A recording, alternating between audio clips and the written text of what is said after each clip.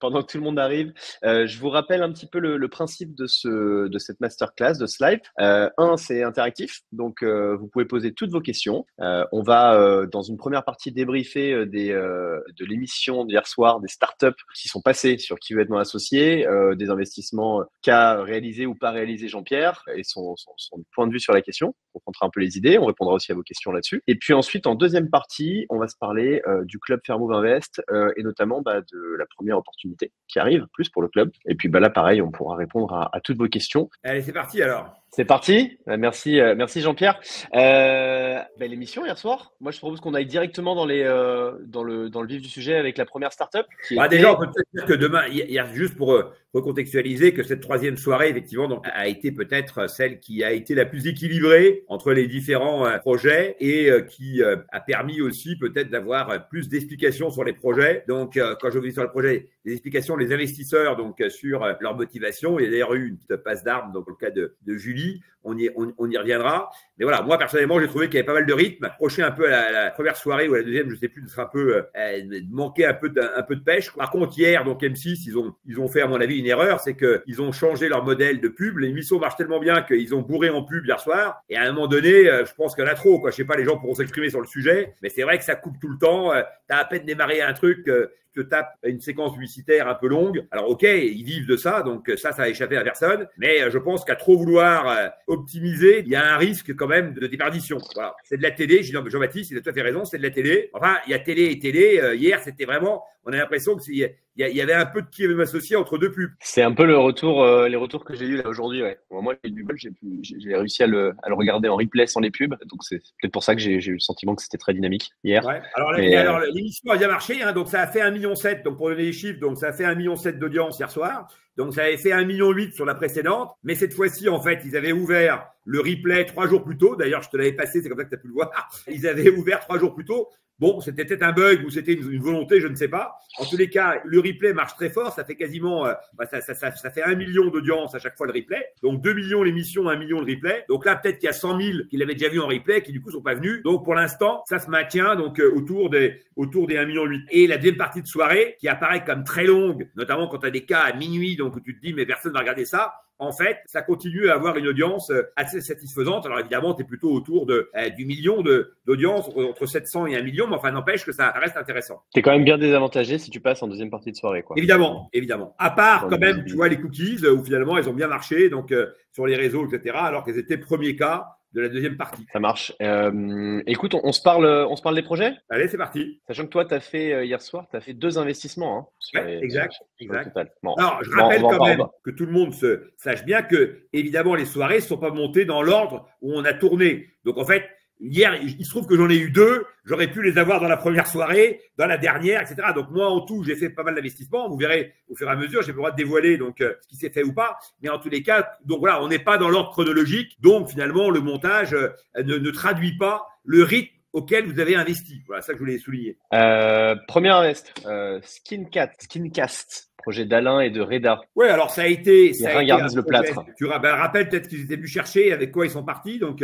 Alors, Skincast, il était venu chercher 150 000 euros de mémoire pour 10% du capital. C'est ça, hein. On était sur une valo à 1,5 million.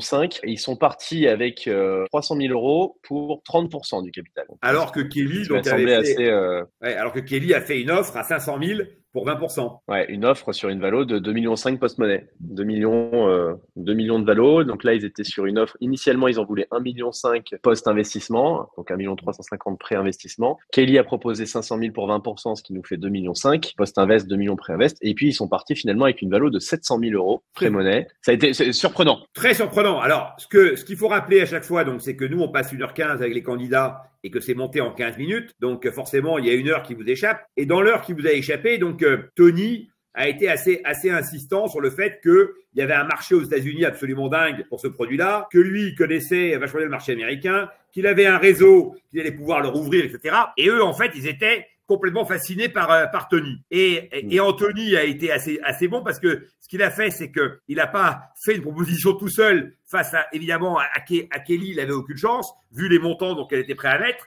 Et donc, il avait bien noté que Tony était un levier très puissant d'adhésion pour nos camarades, donc Alain et Reda. Et donc, il s'est mis avec lui. Il a embarqué Marc aussi, puisque Marc avait fait une offre. D'ailleurs, ils m'ont regardé à un moment donné pour dire, est-ce que toi, tu peux venir avec nous non plus? Mais moi, j'avais dit non, donc j'allais pas maintenant changer d'avis et dire, je rejoins le coup gagnant. Voilà, comme je l'ai très bien dit d'ailleurs. Quand je dis je l'ai très bien dit, c'est qu'on se rappelle pas toujours de ce qu'on a dit, évidemment, et le résumé. Donc, des fois, il y a des oublis qui sont assez criants. Où tu dis, ah bah tiens, par contre, je me rappelle bien un truc que j'avais dit, et puis tu dis un truc que tu avais oublié. Et en l'occurrence, là, après, j'ai retraduit ça dans que quand Tony avait bien joué le coup en s'associant avec les deux autres, et que concrètement, il a bien valorisé donc le rapport. Ceci dit, personnellement, moi, j'aurais jamais fait ce choix-là. J'aurais choisi Kelly pour un tas de raisons. La première, évidemment, c'est le montant. Ils sont sur un sujet qui nécessite d'avoir des gros montants, et donc 500 000, c'est mieux que 300 000, hein, ça échappe à personne. Deuxièmement, c'est la dilution. Avec une dilution beaucoup plus faible, ça te laisse de la place pour faire rentrer d'autres investisseurs. On fait un tour après.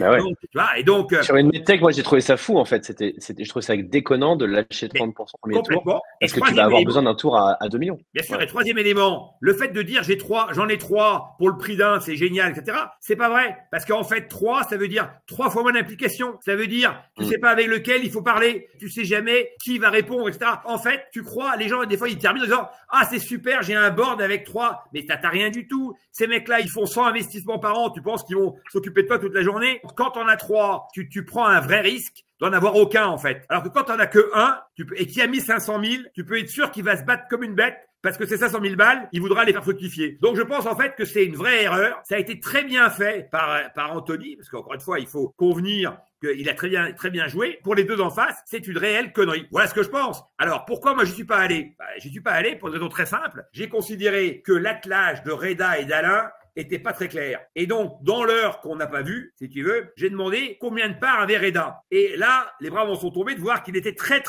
minoritaire. Que c'était Alain qui, en fait, en avait le plus, mais même beaucoup plus. Que le Alain, en fait, c'est un entrepreneur du coin qui a sans doute plein de qualités, etc. Mais il n'a pas de réseau, il n'a pas de traction, ils ont aucun levier commercial à date pour développer le truc. Que le Reda, s'il est petit actionnaire, est-ce qu'il va s'impliquer là-dedans? J'en sais rien, puisque il continue. Reda, c'est l'inventeur, c'est la caution médicale. Oui, mais tu as besoin de lui, qui s'investisse. Moi, j'ai dit, mais pourquoi Reda, il fait pas des masterclass, il va pas évangéliser auprès de tous ses confrères, etc., etc. Pour l'instant, si tu veux, l'attelage n'était pas clair, parce que c'est un business naissant. Voilà. Et donc, moi, à partir du moment où les deux sont pas très clairs entre eux, c'est pas moi qui vais clarifier tu vois. Et dans cette émission, il y a un truc qui est très clair, c'est que si tu viens à 2, voire à 3, on l'a vu avec Neuralia. Neuralia, il lance un chiffre, sa partenaire à côté le reprend, on lui dit, mais tu dis n'importe quoi. Il s'énerve. Neuralia, pour ceux qui n'ont pas regardé, c'était épisode 2, je crois, et c'était des compléments alimentaires pour prévenir le vieillissement de tes neurones, enfin, quelque chose comme ça. Bon. Et donc, il s'était on lui demande une question, il répond à un chiffre, celle d'à côté lui met un coup de coude pour dire mais tu racontes n'importe quoi, et la production qui n'a pas été charitable a en plus effectivement donc mis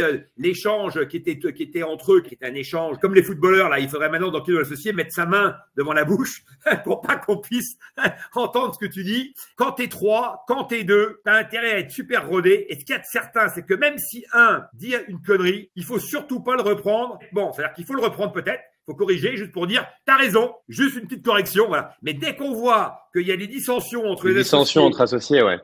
Tu te dis attends, ça commence comme ça, si tu veux, ça t'amène où? Et comme les montants ont été élevés et qu'il faut mettre des gros montants et qu'il va falloir relever de l'argent, quand tu relèves de l'argent, qu'est-ce qui se passe? C'est que la caution de l'investisseur qui rentre sur qui de mon associé, tu dois t'engager. Ce soir, on a Ciao Ciao. Moi, je m'engage et je dis à tous les gens qui nous écoutent, investissez avec nous dans Ciao Ciao parce que c'est un super coup. Mais pour dire ça, il faut que je sois hyper confiant dans l'entrepreneur, hyper confiant dans le marché, hyper confiant dans la capacité à délivrer, hyper confiant dans le business model, voilà, hyper confiant. Et donc, c'est ce qui tanguait chez nos amis, voilà. Et moi, donc, j'y suis pas allé pour toutes ces raisons. On va passer au sujet suivant, mais en fait, le résumé de tout ça, c'est qu'il suffit pas d'avoir un bon produit. Ce qui compte dans des boîtes à cette étape de développement et encore pendant pas mal d'années après, ça reste quand même l'équipe des fondateurs.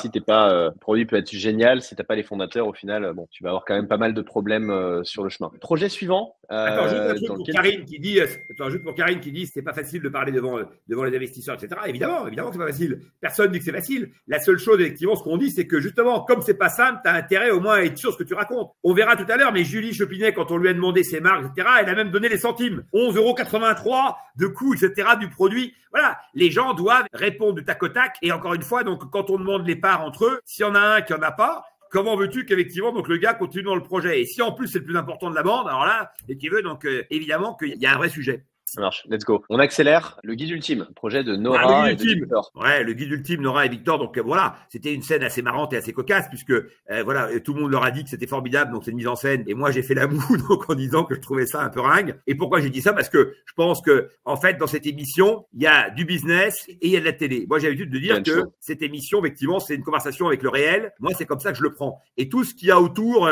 de shows un peu bidons, il y a des vrais shows. Quand c'est un vrai show, quand il y a de la vraie émotion, quand il y a une vraie raison à l'émotion, moi j'ai aucun problème avec ça. Mais quand c'est pour essayer de trouver quelque chose parce que finalement on sait pas trop comment raconter, etc. Bon voilà, le coup de la cloche et tout, je voyais pas le rapport avec le guide ultime. Évidemment qu'il y a un rapport parce que c'est des restos. Il y avait beaucoup plus de trucs un peu marrants, un peu malins à mettre en avant. Encore une fois, Victor, c'est une vraie star des réseaux sociaux.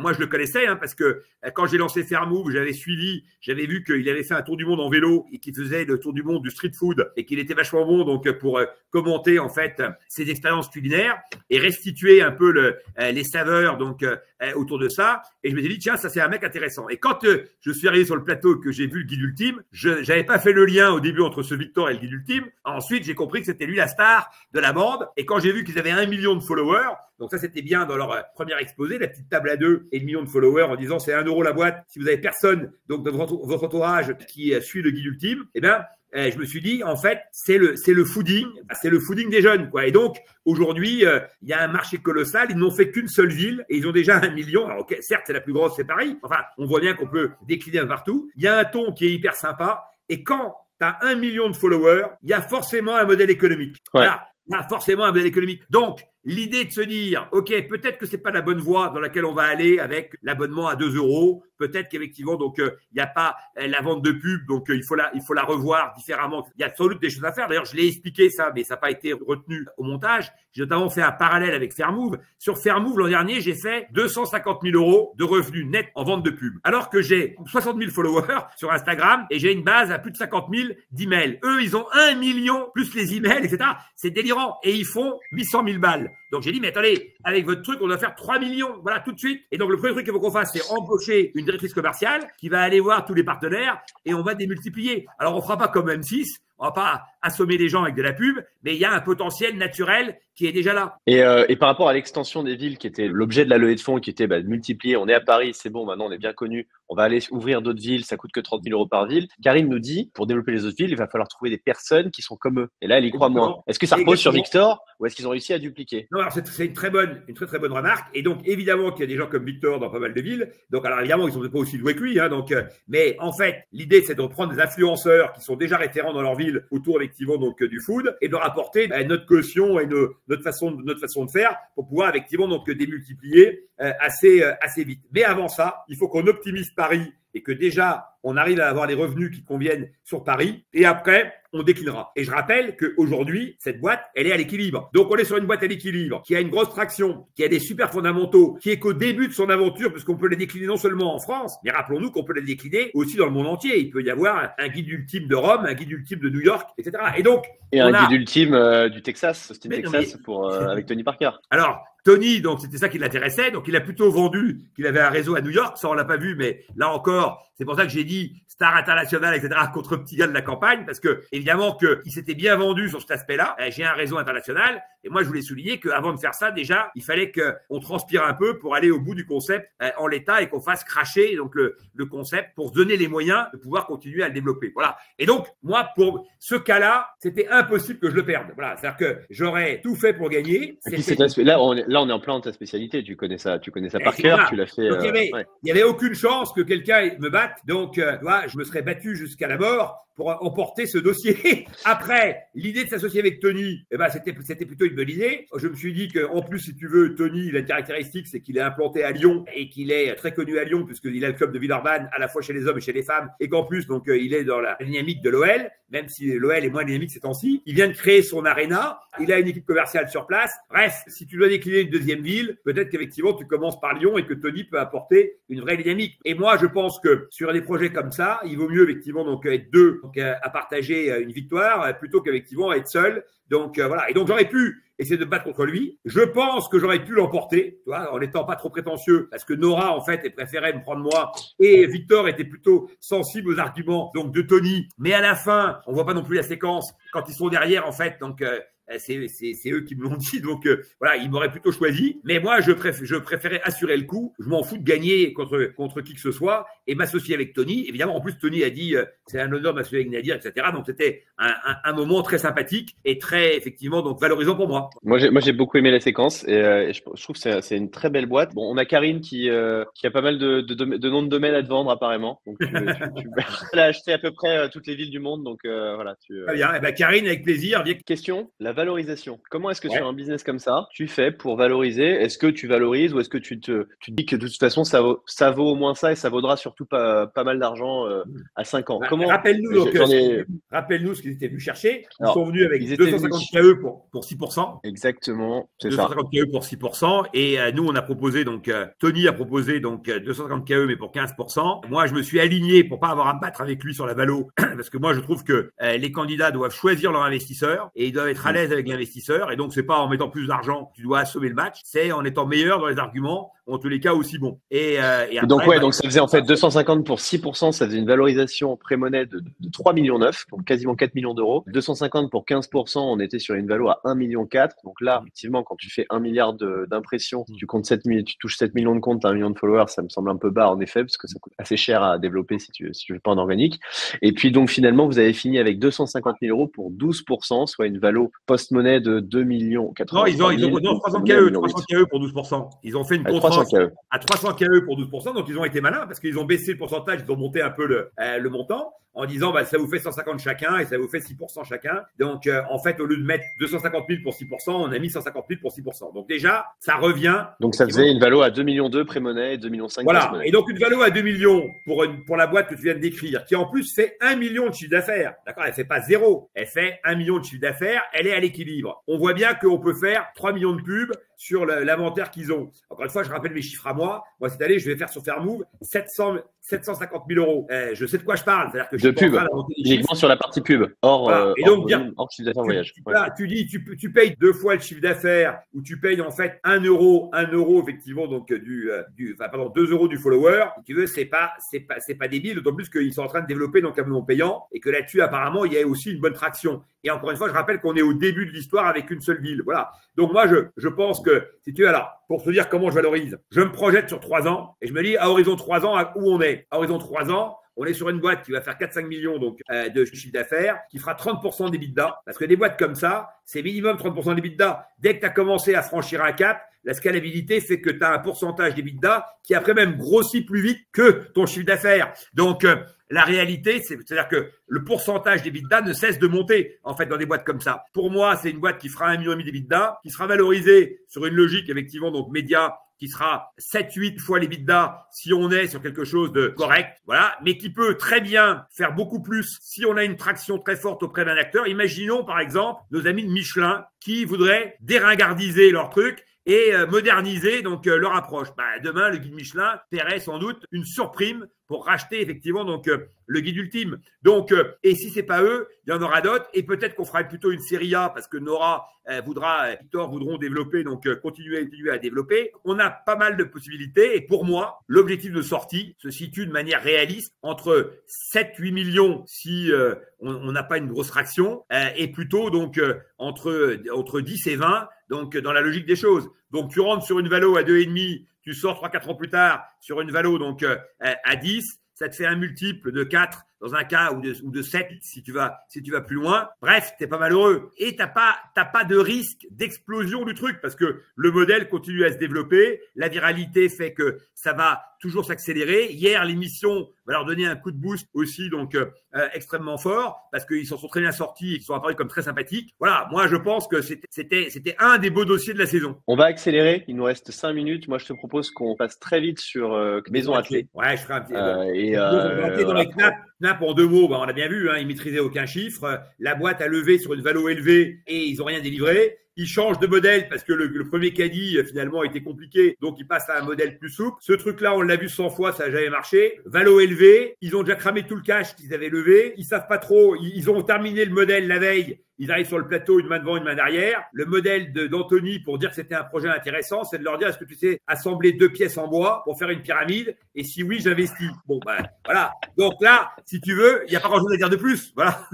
Ok, bah, très bien. Eh ben, passons à Maison Attelée. Explique-nous, alors, bah, tu as été le sauveur. J'ai pas été le sauveur, j'ai été cohérent avec la séquence. Voilà. C'est-à-dire, ça veut dire quoi être cohérent avec la séquence? Ça veut dire que, d'abord, j'ai attendu pour parler en dernier. Donc, parce que les gens pourraient se dire, ah ben, il était dernier, etc. C'était tout à fait volontaire d'être dernier. Moi, je peux parler premier si je veux. Donc, à ce jeu-là, c'est celui. Tu as plutôt tendance d'habitude à dégainer premier, d'ailleurs. Ça dépend. En premier. Ouais, quand je veux pas y aller, je dégaine le premier ou le deuxième parce que tu vois, je pense que ça crée un peu les conditions d'explication de pourquoi tu veux pas y aller. Tu vois, ça a été le cas sur un mot sur Bati Garantie, qui a été une séquence assez forte où les gens, d'ailleurs, nous ont reproché de ne pas y avoir été parce que là, c'était une femme très méritante. Donc, évidemment, et cette femme très méritante, donc, son problème, c'est que son business model était incohérent et qu'il n'y avait pas beaucoup de réassurance sur la plateforme elle-même. Il fallait. Moi, j'ai trouvé qu'elle n'était pas assez à l'écoute aussi. Elle écoutait pas assez. Exactement. Et très bonne remarque, parce que j'essayais d'en placer une ou deux et elle te coupait et elle s'en foutait complètement. Et elle pensait que parce qu'elle allait répondre plus vite à une question pas encore posée, ça allait effectivement t'assommer. Mais ça vaut quand tu es un petit VRP et que tu veux convaincre effectivement donc tes premiers clients d'acheter donc je ne sais quel produit dont ils n'ont pas besoin. Donc voilà, quand tu es dans une émission comme celle-là, au contraire, il faut valoriser la question. Très important ça dans les questions d'investisseurs, faut faire comme si tu pensais que l'investisseur était intelligent. Voilà, même si tu prends pour un crétin, parce que attention. Évidemment, là on est passé sur Bati Garantie, mais faut qu'on revienne sur Maison Attelée. Ouais, donc voilà, donc Bati Garantie. Personne n'y est allé. Moi, je pensais en fait que Eric irait, pour être très franc, parce que il y avait plein d'ingrédients et je n'avais pas en tête qu'il avait déjà investi dans un truc qui pouvait s'apparenter à ça et que donc il allait lui proposer un rendez-vous. Bon, voilà. Eric a été très hésitant. Il y est pas allé. Et donc là, tu vois, Sandy m'a fait de la peine. Elle a fait de la peine à tout le monde. C'est une femme méritante, je l'ai dit, détonnante. Elle réussira sans doute plus tard. Mais moi, je vois pas ce que je pouvais lui apporter et on part de trop tôt. En ce qui concerne, et encore une fois, la techno était pas au rendez-vous.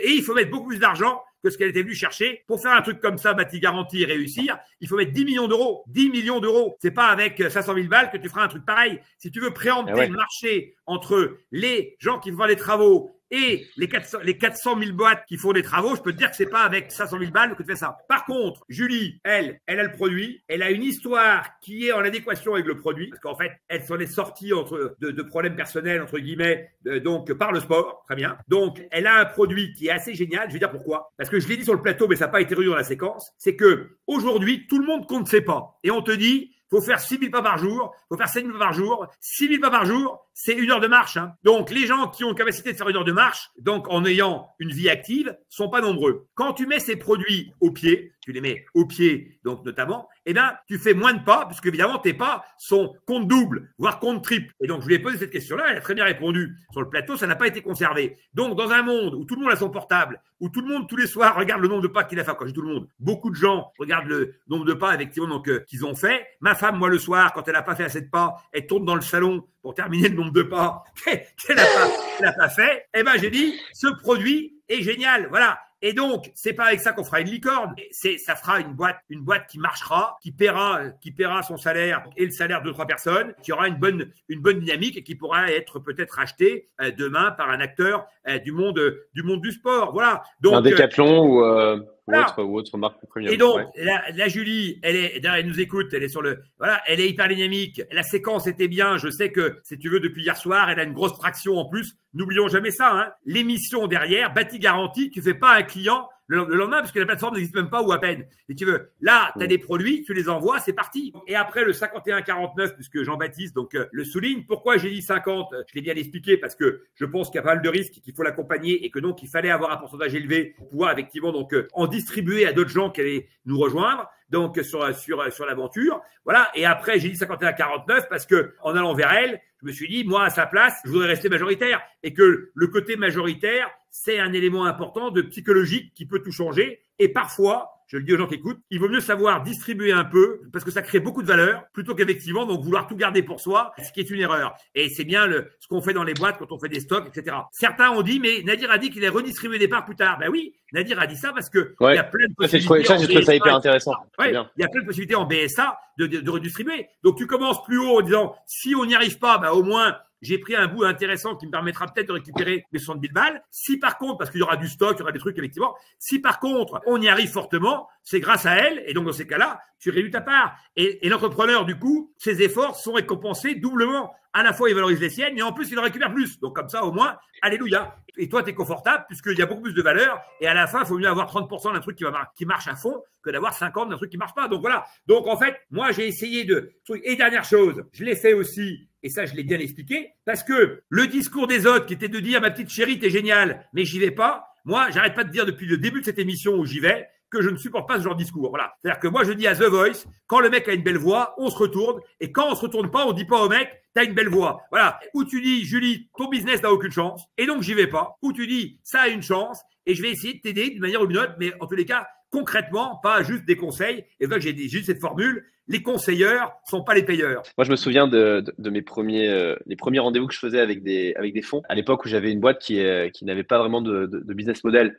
C'était un peu comme Bâti Garantie, on se cassait beaucoup la tête pour gagner 400 euros. Et avec le rendez-vous se terminait par bravo. Tu savais que bravo, c'est super ce que vous faites, sans rien après. Bah, voilà, ça voulait dire. Mais bon, comme tu es jeune et tu te dis oui. bravo et tu repartais avec l'idée. Et donc, tu repartais pas avec un feedback que tu pourrais actionner. Bah non, en fait, c'est très, très mauvaise idée ton truc. Il n'y a pas de modèle économique. Faut pivoter ou faut arrêter.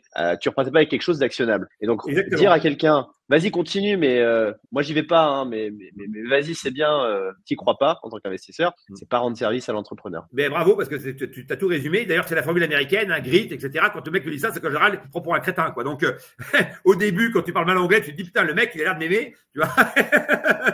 Et puis, après, tu comprends que c'est vraiment la formule de base pour se débarrasser de toi. Donc, c'est exactement ce que tu viens de dire. En fait, dire la vérité aux gens, ça leur fait gagner beaucoup de temps. Du reste, Anthony l'a très bien fait sur un cas, l'avant-dernier cas, avec un gars qui a vraiment aucune chance. Voilà, moi, j'étais pas sur la séquence, mais donc, je l'ai vu hier. Et effectivement, il a fait ça. Il a dit, mais moi, je pense que faites autre chose, quoi. Et je pense que ça, c'est bien de pouvoir dire ça, parce que ça, au moins, c'est du concret. Quelqu'un dit, donc, ce qui est dommage, c'est d'entendre les autres investisseurs. Ça veut dire quoi, cette formule, je pense? S'il peut s'expliquer sur le dommage d'écouter les autres investisseurs, je sais pas ce qu'il veut dire par là. Donc, ok. Enchaînons. Enchaînons. On avait donc, il nous reste Cookie Diction et Freakovery. Ouais, alors Cookie Diction, on va passer sur le club. Ouais, Cookie Diction, j'y étais pas, donc bon, j'ai pas bien compris les 500 000 euros de Tony et d'Anthony, mais bon, voilà, très bien. Et oui, non, moi j'ai eu les mains de mamie au dernier cas à minuit et demi, donc où je suis allé à Marseille, donc pour qu'on tourne. J'en avais profité pour voir le barbier et moi Aurélie, donc des mains de mamie, on est proches, on échange. Voilà, c'est une boîte que j'aime bien et qui a très bien évolué. Je regrette que M6 ait considéré qu'il fallait faire 15 minutes de pub à Respire à un bon horaire, alors que c'était la saison 1 et qu'en plus ils ont refusé les investisseurs, et que sur les mains de mamie, donc qui est pour moi un cas emblématique de cette émission, c'est-à-dire à la fois un business mais aussi une dimension sociétale. Donc parce que autour des mamies, on est passé de 30 mamies à 300 mamies, donc sur 300 mamies. Ouais, 300 mamies tricoteuses. On a un deal avec Cézanne. Ça c'est en un an. En un an. Ouais, 30 à 300. On a un super deal avec Cézanne de collab. On a des discussions très avancées donc avec Fildar.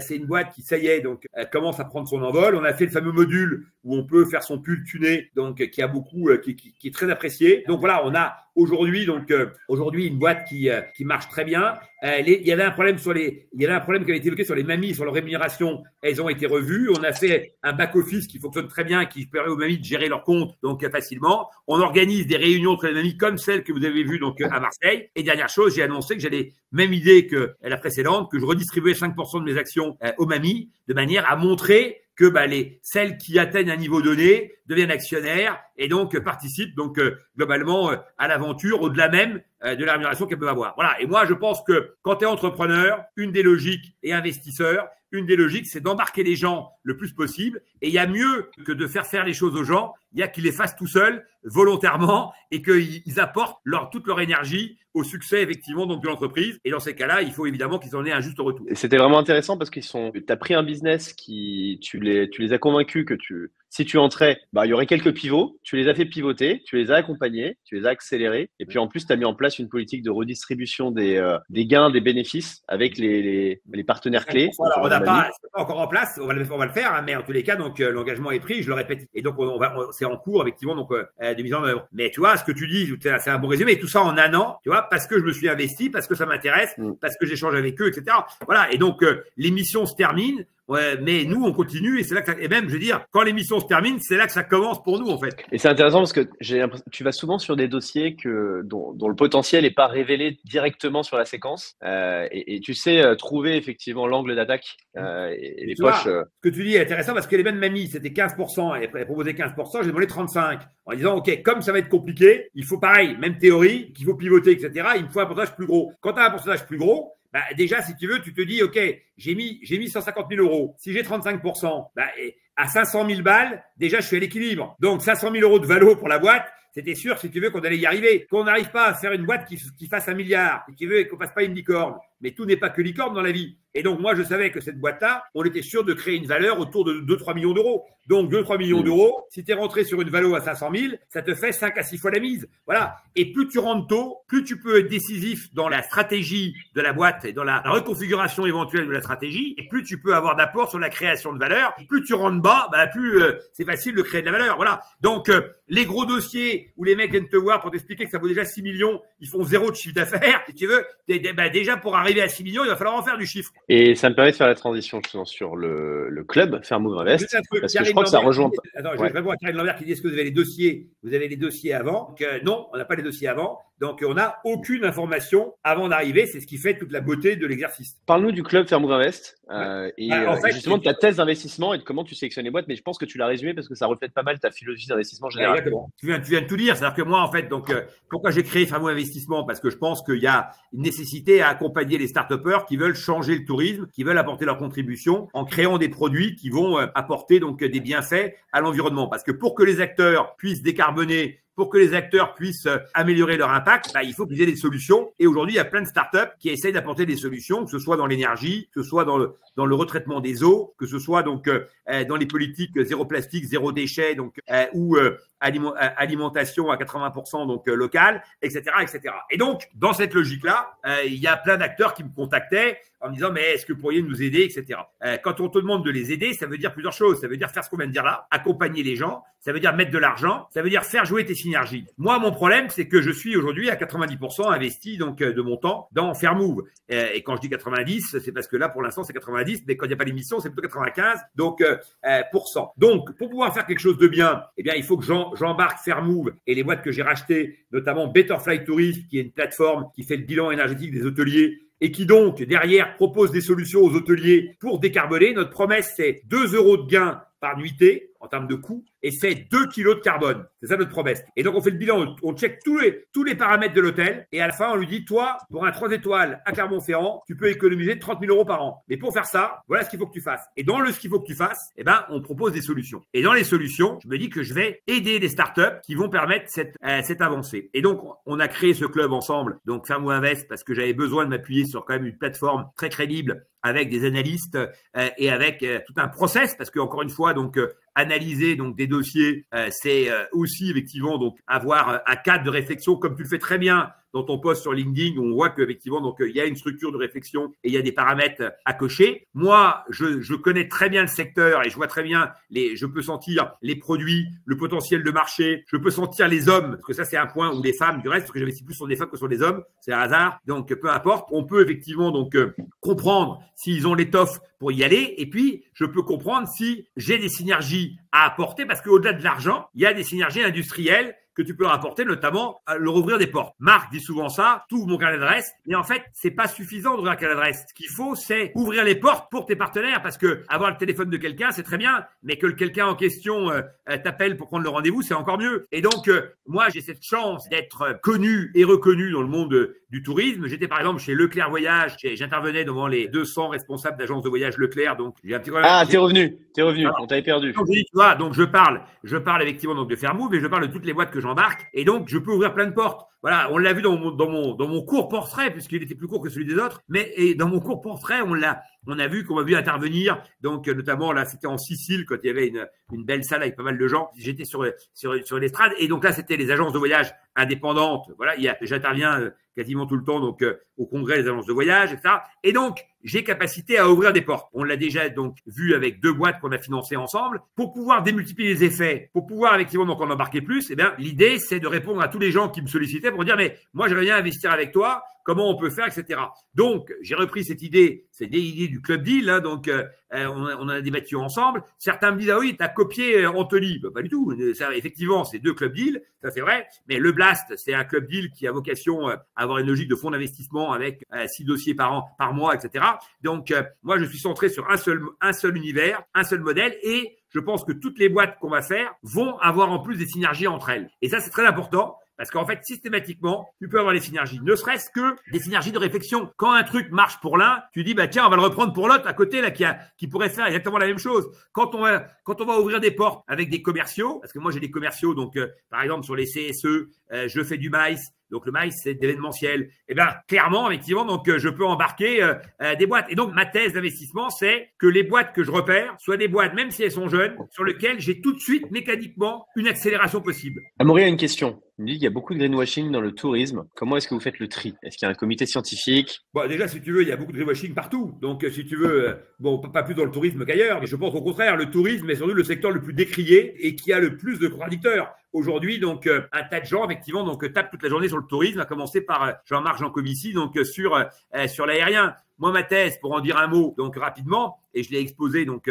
hier dans mon portrait, c'est que moi, je pense que notre vocation dans le tourisme, c'est de créer les conditions d'un monde apaisé. Et pour créer un monde apaisé, il faut baisser l'empreinte carbone, monter l'impact social à destination. Et le tourisme est plutôt une solution quand le tourisme, effectivement, gère ses énergies, quand le tourisme gère ses déchets, quand le tourisme gère ses quotas d'eau, quand le tourisme, en fait, est un bienfait pour son environnement et pas, effectivement, donc un tourisme de prédation. Et donc, la limite de ça, c'est effectivement de dire aujourd'hui, il y a du tourisme de prédation et il y a du tourisme de redistribution. Et comment tu crées les conditions d'un tourisme de redistribution? Donc, parce qu'il y a 3 milliards de gens qui aujourd'hui vivent avec moins de $2 par jour et qui ont besoin, effectivement, donc partout dans le monde, de trouver des solutions. Et le tourisme peut être effectivement donc cette solution dans un monde où l'emploi disparaît de plus en plus au profit de la machine et au profit du monde occidental ou du monde chinois, donc qui rafle donc tous les boulots. Et donc l'Afrique notamment aujourd'hui est en panne complètement donc d'emploi et le tourisme peut être effectivement et quasiment que la solution, d'autant que le tourisme crée des emplois indirects, des emplois induits, crée des écosystèmes gagnants à destination. Voilà. Et donc moi,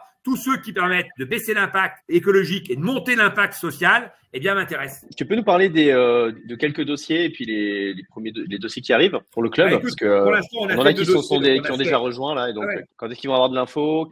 Quelle va être, voilà, à quoi ils peuvent s'attendre une fois qu'ils deviennent membres du club? Bah, je rappelle que le club aujourd'hui donc compte 300 membres, qu'actuellement donc il y a près de 1500 préinscrits donc pour rejoindre donc le club et qu'on a ouvert ce matin la possibilité de devenir membre. Donc à un tarif bonifié donc de 590 € qui passera donc plus tard donc à 790. Et donc on a déjà donc 300 membres. On ouvre donc une deuxième tranche là donc de 500. Donc là, précipitez-vous donc pour nous rejoindre, pour ceux effectivement que ça intéresse. Hein, évidemment, aucune obligation à ça, mais beaucoup d'intérêt, beaucoup d'enjeux. Donc les conditions, c'est qu'ensuite on aura 6 dossiers donc minimum présentés donc chaque année, donc un dossier tous les 2 mois. On a déjà fait avec les 300 premiers. Donc le club a démarré donc en septembre. Donc on a déjà fait donc enfin même plutôt octobre. On a fait 2 dossiers déjà. Un premier dossier qui est en fait un portail communautaire donc qui s'appelle Broken Road, mais qui a l'avantage d'avoir 400 000 membres autour du club, dont une partie qui paye pour accéder donc au bon plan. C'est un portail pour les jeunes qui a nécessité de greeniser son approche et ça on va essayer de leur apporter donc cette partie-là. On travaille avec eux et ils sont extrêmement dynamiques. De l'autre côté donc on a Pureva qui propose des solutions pour purifier donc l'eau du robinet, donc de manière à éviter le plastique et les bouteilles en plastique, et qui est un enjeu donc très important pour la planète, mais aussi tous les acteurs du tourisme, donc l'hôtellerie de loisirs, l'hôtellerie locative, les hôteliers avec Pureva. D'abord on commence par du B2C et ensuite on va attaquer donc la partie B2B. Notre troisième projet donc qui a ouvert ce matin, c'est Ciao Ciao. Ciao Ciao, donc vous en rappelez, il est passé dans Qui mon associé.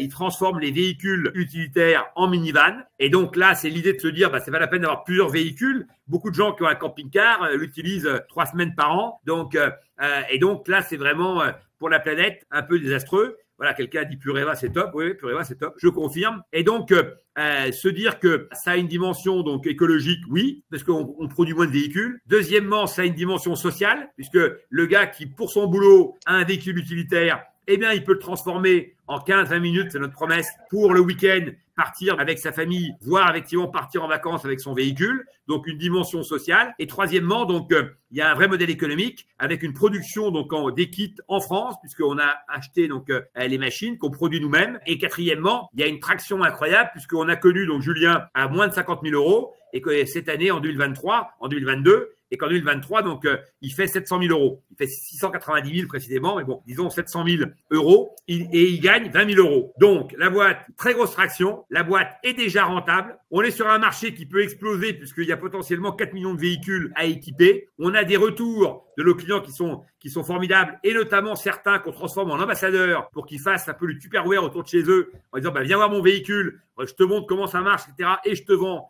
le kit. Et on a lancé un modèle de location du kit à la journée qui prend aussi très bien. Donc, voilà. Donc, en fait, on a beaucoup de leviers. Une vraie dynamique, un projet qui est très, très, très innovant et un entrepreneur qui est génial. Là, on coche toutes les cases. Brice nous pose la question, quelle est la différence de passer par Fairmove plutôt qu'en direct par Tudigo, exemple TicTacTrim et Pekin. TicTacTrim et Pekin, on était sur deux sociétés qu'on avait découvertes en même temps qu'on découvrait Jean-Pierre. Et donc, on avait un deal en commun. La différence sur les entreprises qui sont sélectionnées sur le club Fairmove, ça va être l'implication de Jean-Pierre, son accompagnement. Et on a effectivement ce sourcing et cette sélection qui est faite en commun par Tudigo et par Jean-Pierre Nadir. Deuxième point, l'accès. Si vous êtes dans le club, vous avez accès en avant-première à ces deals. Troisième point, les frais. Sur les deals du club, vous avez des frais qui sont remboursés aux membres du club. Donc à partir du moment où vous êtes, c'est des frais de gestion pour la gestion d'investissement, la gestion annuelle de l'investissement et de la masse des investisseurs. Et ces frais-là sont remboursés intégralement à tous les membres du club. Donc vous êtes rapidement gagnant à partir du moment où vous investissez dans un ou deux deals. Voilà. Ouais, et puis après, il y a tous les masterclass, les événements. Exactement. Et c'est très bien dit, Et je rajouterais à ça, donc, en fait, que Picking et TicTacTrip auraient été deux dossiers, évidemment, qu'on aurait fait avec Fairmove Investissement, si Fairmove Investissement avait existé à ce moment-là. En fait, ça m'a permis de régler un problème qui était que moi, j'investissais des tickets personnels dans le tourisme. Je fais un peu bosser les équipes de Fairmove autour des projets en question, donc, à l'occasion. Et donc, ça règle un problème de dynamique collective. TicTacTrip, c'est vraiment un projet qu'on aurait mis dans le club Fairmove, à l'évidence. Alors, Isabelle dit qu'elle avait reçu l'accusé de réception de la liste d'attente, mais elle a rien reçu depuis pour confirmer. Donc, normalement, ce matin, donc, sont partis une série d'emails pour vous annoncer l'ouverture du club et la possibilité, donc, de payer votre inscription pour nous rejoindre. Ceux qui auraient des soucis, là, dites-le parce qu'on va vous renvoyer tout de suite. Donc, Audrey, donc, elle va vous envoyer tout de suite l'email. Vous pouvez attendre d'y accéder. Alors là, c'était dans les spams. Ça, c'est caractéristique, malheureusement. Donc, voilà. Donc, ça, il faut bien vérifier dans vos spams que vous avez bien reçu, donc, l'email. Mais de toute façon, vous allez sur le site là et vous pouvez naturellement donc vous inscrire. Johan demande, est-ce que les frais d'adhésion sont uniques ou récurrents chaque année? C'est une adhésion annuelle. C'est une adhésion annuelle, exactement. Et tu as 6 deals en échange. Question de Jeff. Quel est l'objectif à 5 ans en termes de multiples? Ça, je pense que c'est valable pour tous les deals que tu fais, mais ceux de Fairmove Invest. Ouais, est-ce que tu peux donner un peu expliquer la philosophie sur comment est-ce qu'on calcule le multiple qu'on souhaite faire en fonction du risque, de l'état d'avancement? Je l'ai dit un peu tout à l'heure. Donc, moi, je pense que si tu veux, les multiples, donc c'est soit un multiple du chiffre d'affaires, soit un multiple donc de l'EBITDA, soit un multiple encore mieux de résultat net. Mais le mieux, c'est évidemment l'EBITDA. Donc, l'horizon à 5 ans, c'est que la boîte soit profitable. Donc, déjà, ça c'est l'acte 1. Et une fois qu'elle est profitable, donc on peut considérer que les multiples d'EBITDA, ils vont se situer entre x7 et x20 selon les cas. Moi, j'ai fait une sortie cette année à x20. Donc, parce que c'est une boîte qui coche un peu toutes les cases. C'est de l'abonnement, c'est du SaaS, c'est du récurrent. Bon, voilà. Donc, selon les cas, et il y a une dimension donc de poids stratégique sur le marché très fort. Donc ça, évidemment, ça joue aussi. Donc dans le multiple. Donc moi, je dirais qu'en tous les cas, dans le cas de Fairmove Invest, moi, je vise des rendements. C'est la question qui est posée entre x3 et x5. Voilà, c'est ça la logique. Dans ces x3, x5, il y a des boîtes qui n'y arriveront pas. Il y a sûrement une ou deux peut-être qui feront mieux. Donc et puis il y aura celles du milieu qui seront autour de ce qu'on vient de dire. Voilà. Il faut rappeler que l'investissement, c'est pas de l'arithmétique, c'est de la prévision, c'est de l'humain. C'est de la sensibilité donc au marché et c'est beaucoup de travail. Et donc nous, ce qu'on promet avec Fairmove Invest, c'est que on s'attelle au boulot. Vous voyez que là, toutes les questions, vous pouvez poser n'importe quelle question sur n'importe quelle boîte dans laquelle je suis investi, même TicTacTrip, je vous réponds sur les chiffres et sur l'avancée des chantiers. Moi, je suis au cœur des sujets et je fais pas des claquettes à la télé pour ensuite effectivement donc m'endormir sur mon canapé. Moi en fait toute la journée donc j'œuvre auprès des startups et des start-upers et je les aide pour améliorer la création de valeur.